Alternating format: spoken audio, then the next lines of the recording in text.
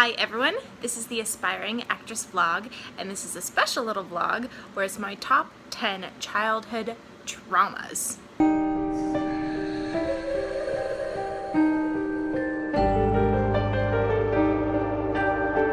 So, my sister had told me about this kind of fad that's going around where a lot of YouTubers are doing a top 10 childhood traumas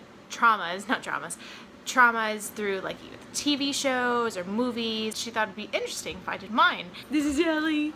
Hi Ellie. I thought it'd be good because I'm dealing with my top scariest like traumas as a child, and it'd be nice to have like really sweet golden retriever.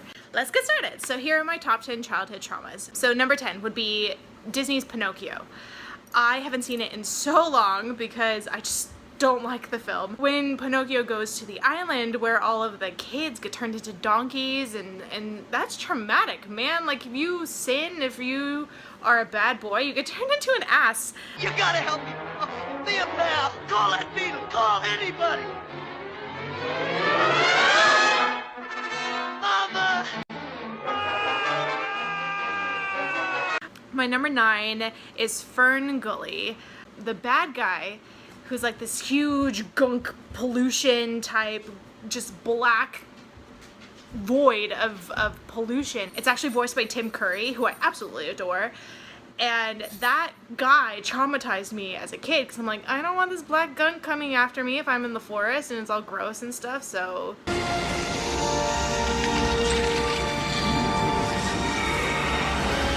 My number 8 is Sailor Moon R, which is the first Sailor Moon film back in the 90s. I used to watch, Sailor Moon was like the first anime that I ever really got into. Sailor Moon R, there are these creatures in the very beginning, and it's like this beautiful flower, and this beautiful flower turns into this half-naked woman with petals and like spider legs.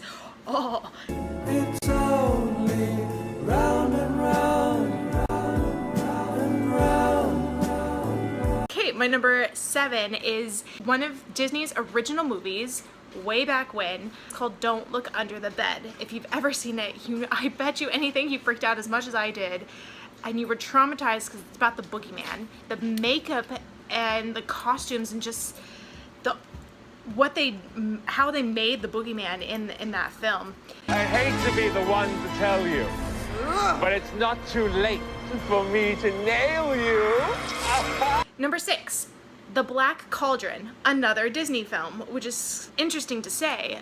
The Demon King and his ghost demon skeleton army in the Black Cauldron scared me. Arise, my messengers of death.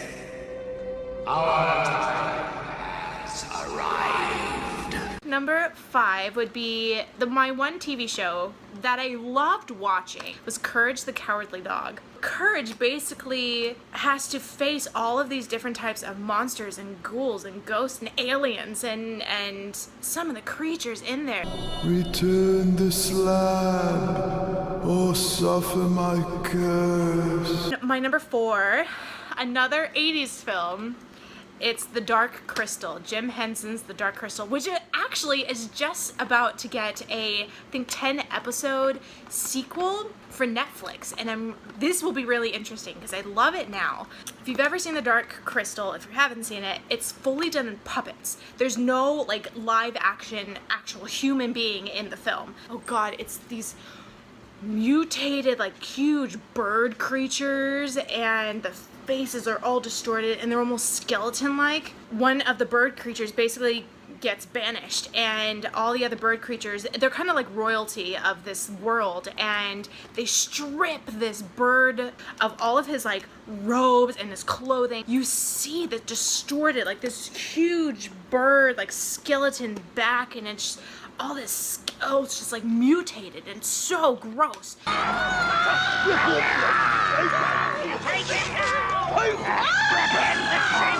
So my top 3 now, another 80s film, because that's what I grew up on, was The Secret of Nymph. It's basically about this mouse who's a single mother, and her husband died. She's a widower, and she's trying to make ends meet, and she goes into where the owl lives, and there's all these cobwebs, and it's disgusting, and freaks me out. And then she meets the owl. There's something about this owl that used to scare me as a child, either his eyes or something.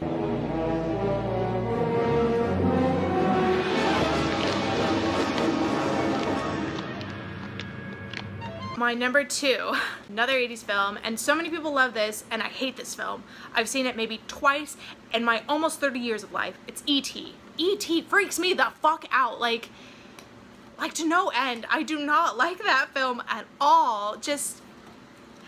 Oh god, especially the ending. The ending used to freak me out when he basically supposedly dies, and he's like just pale, and it's disgusting, and I don't like it. My number 1 childhood trauma is the movie, another 80s film, The Never-Ending Story. The top one is the wolf. There is a wolf that is sent to kill Atreyu.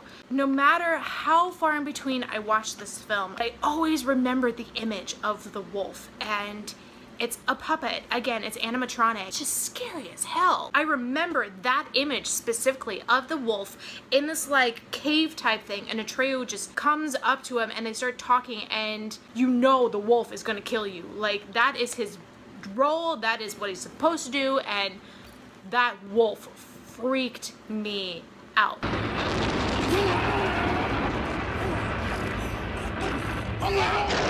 That was my top 10 childhood traumas through movies and TV shows. I had one. And most of the movies are from the 80s, because if you really look back, even in Disney, a lot of the kid movies in the 80s had that sort of horror-esque about them. The 70s and the 80s, when all the slasher movies started to come out, and when horror became like a really, really big genre, was in those